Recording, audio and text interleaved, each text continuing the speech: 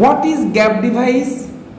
Gap device কাকে বলে, অর্থাৎ অপূরণ বা ফাঁক রাখার কৌশল কি বা কেন রাখা হয়?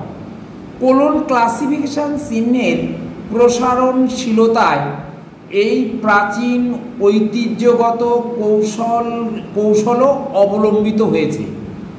আমরা উদাহরণের সাহায্যে বলতে পারি, যেমন গ্রন্থাগার বিজ্ঞান বা লাইব্রেরি সায়েন্সের নাম্বার হচ্ছে 2। আমরা যদি বলি প্রায়োগিক কার্যাবলী অর্থাৎ অ্যাপ্লিকেশান, সেই ক্ষেত্রে কী হবে 2:5।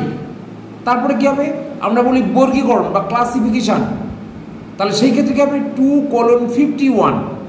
এরপরে বলা হলো আমরা ক্যাটালগিং 2:55। এই যে এখানে যে গ্যাপ থাকলো 51 থেকে 55 আমরা চলে গেলাম, মাঝখানে 52, 53, 54 তিনটে সংখ্যা নিলাম না, এইটাই হচ্ছে গ্যাপ ডিভাইস।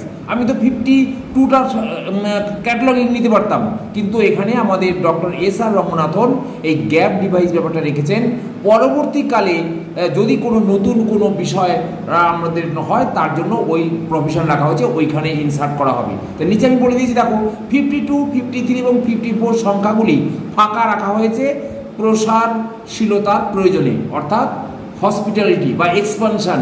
এখানে আমরা যেন অন্য কোনো নতুন কোনো বিষয় এলে যেন তাকে আমরা ইজিলি অ্যাকসেপ্ট করতে পারি। Thank you.